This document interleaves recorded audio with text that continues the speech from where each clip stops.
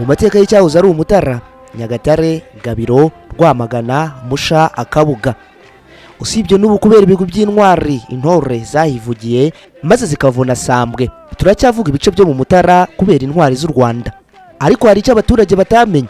Iyi ni inzu iherereye muri Muhambo, ahari icyicaro gikuru cya batayo ya 7. Ubu ni mu murenge wa Gatunda mu karere ka Nyagatare. Aha ni hamwe mu hari hatuye umugabo w'umunyabigwi nyuma y'ibitero byitiriwe agasantimetero. Iyi niyo yayoborewemo ibitero byiswe Rowiti. Aha niho habaga Reti Colonel William Bagire tujye kugarukaho uyu munsi. Kanda subscribe kugira ngo ibiganiro bitaha bizaze bisubiza ibibazo wibazo. Ikaze. Uyu munsi hari umwe mu bakunzi bacu wiyemeje guhinguranya impapuro z'amateka maze akimenyera amateka y'intwari z'u Rwanda, wadusabye ko twamugezaho amateka ya Colonel William Bagire. Reka twizire ko yicaye mu gitaramo cy'abataramyi bahiga ibigwi by'intwari z'u Rwanda. Nkuko rero iyo tuvuga amateka y'ibigwi by'intwari z'abana b'u Rwanda bagize uruhare mu kubohora igihugu cyababyaye, Colonel William Bagire nawe umuryango we wahunze itotezwa ryakorerwaga abatutsi mu mwaka w'1959, maze nawe yisanga ku butaka butari ubw'iwabo mu gihugu cya Uganda. Bivuze ko aya mateka u Rwanda rwagize mabi guhera mu 1954 na revolution y'1959 nayo yageze ku muryango wa Colonel William Bagire. Nguyu igihangange Colonel William Bagire, uyu mugabo w'imfura utaragira gukwasa bakundaga kwita Atayigawan. Colonel William Bagire mwene rwa Kayigamba kakaza ubwenge niwe wayoboraga batayo ya 7. Yagize uruhare rukomeye mu kubohora igihugu cy'u Rwanda. Mu mwaka w'1994 Colonel William Bagire yahagurukiye mu Mutara arwanya inzirabwoba ingabo za FAR. Colonel William Bagire izina rivuga ubutwari, izina risobanura kwitanga, izina risigira u Rwanda ishema. Bagire ntiyabaye umusirikare gusa, yabaye icyerekezo, yabaye intwaro y'ukuri, yabaye igisubizo cy'igihugu cyari gikomerewe. Uyu yaje gutsinda ingabo za FAR zari Nyagatare, arazitsinda akomeza Gabiro naho arazitsinda, nuko ageze Rwamagana asimbukana abasirikare b'inzirabwoba bariyo arabatsinda, akomeza Musha aho inzirabwoba zari zimutegeye umutego, ariko naho arazitsinda, nuko akomeza agera Ikabuga. Colonel William Bagire yarwanya adasubira inyuma. Bagire yarwanya adatinya urupfu. Bagire yarwanye kugeza inzirabwoba zihunze. Colonel William Bagire ageze Ikabuga yarongeye atsinda inzirabwoba zariyo, amaze gutsinsira ingabo za FAR zari Ikabuga. Colonel William Bagire akivaho yatungutse muri Camp Kanombe,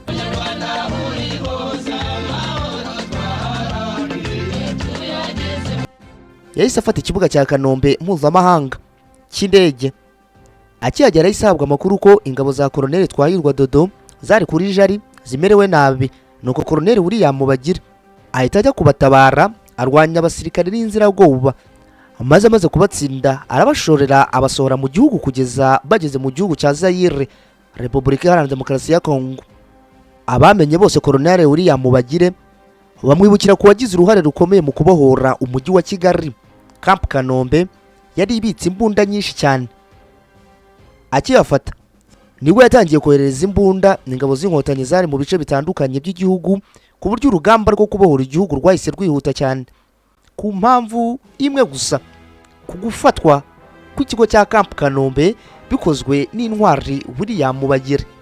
Igihe yinjiraga muri Camp Kanombe si camp gusa yafashe n'umutima w'intwaro, umutima w'intambara, imbunda nyinshi, ibikoresho byinshi byahise bihabwa ingabo z'Inkotanyi hose mu gihugu. Urugamba rwarihuse, rwarahindutse, intsinzi irihuta, umucyo utangira kugaragarira ingabo za RPA mu gutsinda intambara. Ikindi kandi gufata umusozi wa Jari rwari urufunguzo rwa nyuma rwatumye umujyi wa Kigali wose ubohorwa. Bahurura n'indege n'ibyo bimodoka, RPA ibonye ituma rapigi uwakize kwicuma y'abanyiringata kitingiye kwicwa n'Inkotanyi. Nyuma yo kubohora igihugu cy'u Rwanda kuva mu mwaka w'1995 kugeza mu mwaka w'1998, yahise ajya guhashya ibitero by'abacengezi bahungabanyaga umutekano w'igihugu. Ibigwi, umurava, intsinzi bya Colonel William Bagire byagiye bigaragarira mu ntara y'Uburasirazuba. Aha niho habereye imirwano ikomeye, ariko ingabo yari ayoboye zashoboye kugenzura igice cyari ingenzi mu rugamba rwo kubohora igihugu mu 1990. Kugenzura Gabiro byari ingenzi ku rwego rw'urugamba, kuko byafunguraga inzira yo kugera ku bindi bice bitandukanye byari hagati mu gihugu. Igihe bageraga i Rwamagana, Bagire William n'ingabo yari ayoboye bahuye n'indi mirwano ikomeye. Ni naho haje gutsindwa kw'inzirabwoba kwagaragariye amahanga. Inzirabwoba zari zihari ubwo zashishukanyaga zigasubizwa inyuma. Ibi byaje gutuma urugendo rukomeza kwaguka, maze bituma ingabo za RPA zihutisha urugamba. Mu gace ka Musha, inzirabwoba zari zateze umutego Colonel William. Uyu mutego abarwanyi ba Colonel William Bagire bawurwanye bakoresheje igenamigambi ryitondewe. Ingabo zabonye inzira zo gutsinda zikomeza urugendo. Ibi byagaragaje ubushobozi bwo kuyobora urugamba no gusobanukirwa imiterere y'aho barwanira. Nyuma ya Musha, ingabo za Colonel William Bagire zakomeje ikabuga, aho nazo zashoboye gutsinda inzirabwoba zari zihari. Ibi byaje gutuma batunguka mu mujyi wa Kigali n'umurava uri hejuru cyane. Kimwe mu bigo bikomeye bya Colonel William Bagire ni ugufata Camp Kanombe. Iki gikorwa cyari ingenzi cyane kuko Camp Kanombe yari ibitse intwaro nyinshi, intwaro z'abafaransa ndetse n'intwaro za leta ya Habyarimana. Nyuma yo gufata izo ntwaro, urugamba rwari rugiye gushyira ku iherezo urugamba rwo kubohora igihugu, kuko izi ntwaro zahise zikoreshwa nk'imwe mu ntwaro zakoreshejwe zishyira ku iherezo urugamba rwa tariki ya 1 Ukwakira 1990. Ibindi bigwi byaranze iyi ntwari Leti Colonel William Bagire n'ubufatanye yagiranaga n'abandi banyabigwi mu kubohora uduce dutandukanye.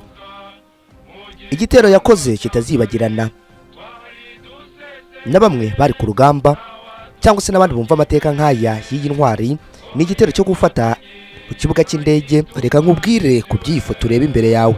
Uyu wambaye umwambaro wa madodowa ni umunyabigwi wacu Leti Colonel Bagire bakundaga kwita Tiger One. Undi ureba imbere yawe ngira Fred, ubu ni generali wibereye mu kiruhuko cy'izabukuru. Umwe yari commander officer wa batayo ya 7, undi ayoboye batayo 157. Izi batayo zombi nizo zahuje amaboko maze byumvikanira mu mpoho cyangwa se mu mbunda za Akarachnikov mu mwaka w'1994. Ubufatanye bw'aba bagabo babiri mu kubohora Butare, Bugesera, Kigali ni imwe muri operasiyo zigwana n'ubu mu mashuri atandukanye. Reka nkunyuremo uko byatangiye. Batayo 157 yari yowe na General Ibingira yahagurutse Tabagwe ifata Nyagatare tariki ya 8 Mata 1994, ikomeza Cyabayaga, Rwangingo, Kabarore, Kiziguro. Batayo ya 7 yari yowe na Leti Colonel Bagire yavuye Karama, Ngarama, Gatsibo, Muhura bahurira Ikiziguro na batayo 157 barokora Abatutsi. Itariki ya 16 Mata 1994, batayo ya 7 ifatanyije ni 157 zafashe Kayonza.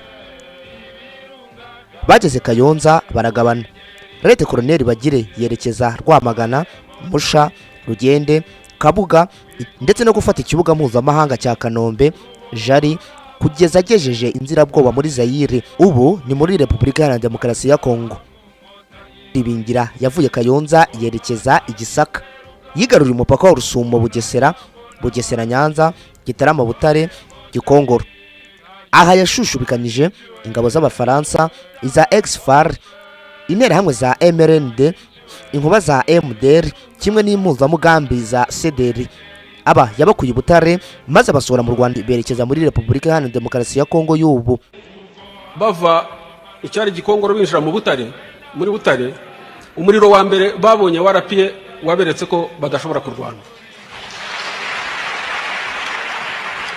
Ibi byose reka nkubwire ko byakorwaga ku mabwiriza ya Afande Peace. Afande Peace ni izina yarahawe ku rugamba rwo kubohora igihugu. Ubu ni nyakubahwa Perezida Paul Kagame w'igihugu cy'u Rwanda. aha niho hari urugendo rwari rugiye gukomerera ingabo za RPA zari ku musozi wa Jari. Izi ni ingabo zari ziyobowe na Afande Dodo.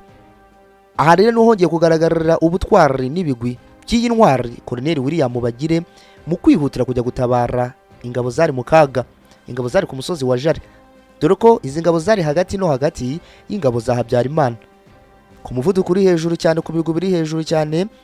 Nibwo yatabaye ingabo za Dodo ku musozi wa Jari, maze zimanuka ku musozi wa Jari zemye. Nibwo indirimbo Intsinzi bana b'u Rwanda yaririmbwe tariki ya 4 Nyakanga 1994.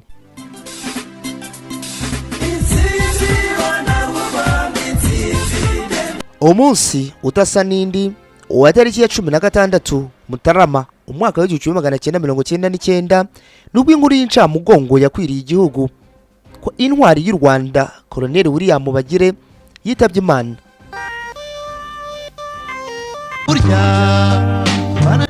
Colonel William Bagire yasize umugore n'abana 4, yasize u Rwanda rutekanye.